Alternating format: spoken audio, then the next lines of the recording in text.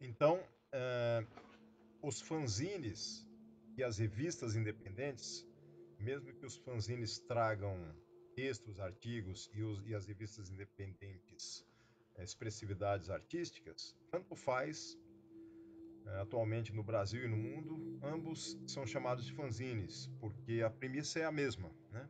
É um material independente, sem vínculo com lucro capitalista, né? O objetivo não é lucro, é um hobby, é um trabalho autoral em que a pessoa quer difundir suas ideias, né? Então é isso, não há mais essa diferença, né? Então, e muitos fanzines também trazem misturados, como o próprio QI, Quadrinhos Independentes, do Edgar de Guimarães, trazem quadrinhos, tiras, junto com textos, com divulgação de fanzines, sessão de fórum de cartas, etc. Né? É interessante perceber também que é nos fanzines que muito material, muito trabalho de vanguarda é desenvolvido. Né? Então, o Henrique Magalhães, o editor da Marca de Fantasia, Fã Editor, ele também percebeu isso anos atrás e criou um fanzine, uma revista independente, que é a Tiritiri, que depois se tornou Mandala, que traz HQs poéticas, HQs fantástico-filosóficas, com textos também nessa linha. Então, provavelmente é a única revista independente ou não independente do Brasil que traz que trouxe esse tipo de material. Ela não existe mais, mas foi uma fase muito interessante. Lembrando que na década de 80 e 90, o fanzinato salvou as histórias em quadrinhos, os autores de histórias em quadrinhos de HQs no Brasil, os autores amadores e ou profissionais do ostracismo, porque as publicações no Brasil, as editoras só traziam material importado, traduzido, né? Turma da Mônica é nacional, era o único nacional, mas o Walt Disney, super-heróis, principalmente, eram, são materiais não nacionais, né? Então, a publicação nacional se restringia mais aos jornais, com tiras de humor, geralmente, e algumas revistas. O grosso dos quadrinistas nacionais que não apareciam estava no fanzinato. Por exemplo, o Laudo Ferreira, que hoje em dia é famoso na área dos quadrinhos. Edgar Franco, que também fez fanzines e participa até hoje do fanzinato, como eu. Hoje ele é também um autor que já publicou, por exemplo, Bio Ciberdrama com Mozart Couto, um quadrinista nacional famoso. Uh, o André Diniz, que está em Portugal, trabalhou com fanzinato no Brasil e hoje ele é um profissional aclamado internacionalmente com suas obras traduzidas em vários países, né? Até para a Polônia, por exemplo, e por aí vai. Né? O interessante dos fanzines é a possibilidade criativa, né?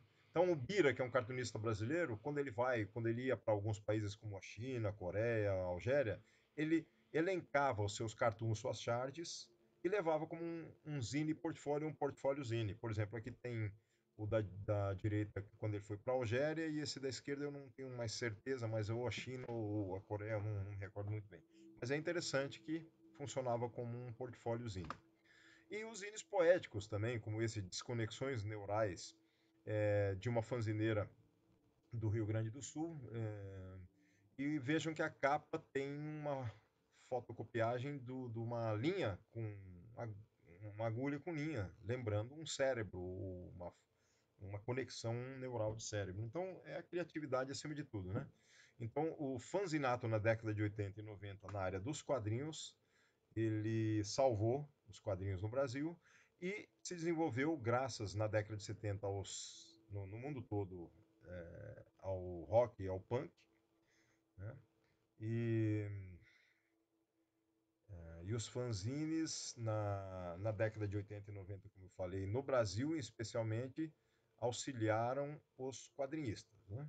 Essa capa aqui do Reboco Caído é de um autor também. O Reboco Caído é um fanzine de textos e de poesias, de um outro amigo nosso do Sul. Desculpem os nomes, porque na fala aqui, alguns eu não me lembro agora. Enfim, eu vou pulando aqui para ir mais rápido um pouco. O Biographic Zine, que é do Elídio dos Santos Neto, um professor falecido, mas que trabalhou com conceitos dos quadrinhos, principalmente dos fanzines, e teve a ideia genial de criar o Biographic Zine para aplicar em sala de aula de mestrado em pedagogia, né, na área do autoconhecimento, para um professor se autoconhecer. ele viu no fanzine uma excelente possibilidade disso.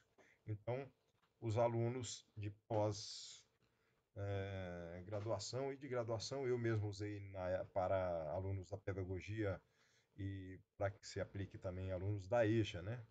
Mas eu explico mais daqui a pouco. Então, outros formatos, outros temas e formas de fanzines. Então, esse seria o tema da educação. Esse outro tema aqui também, a Tina Curtis, ela trabalha, a dona fanzine, ela trabalha, ela criou a Fanzinada, um evento anual, mas ela trabalha também com fanzines, criando fanzines de texto, de entrevistas, convidando artistas, autores, né? E eu mesmo fiz já fanzines de outras, passando por outras mídias, como esse fanzine que era uma fita HQ, fita cassete, e depois passei ele para um CD.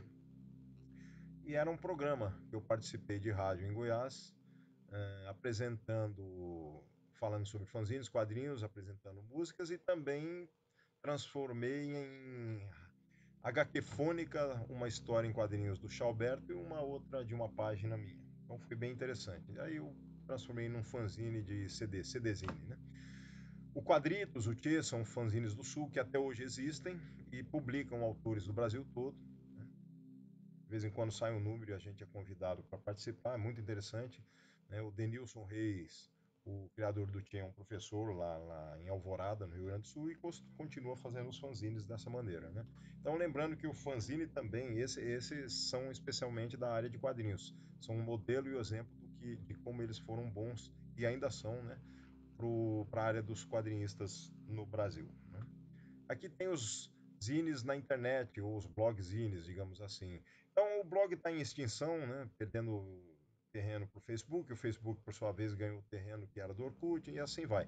Os blogs estão em extinção, mas eles, na minha visão, são uma espécie de fanzine virtual misturado com diário pessoal. Né? Eu mesmo tenho 3 blogs, não estou alimentando mais eles, né? Mas é assim, esse é um blog que era uma espécie de fanzine também na internet, de uma autora do Sul, que também, a Aline Ebert, que também fazia o fanzine impresso. Né?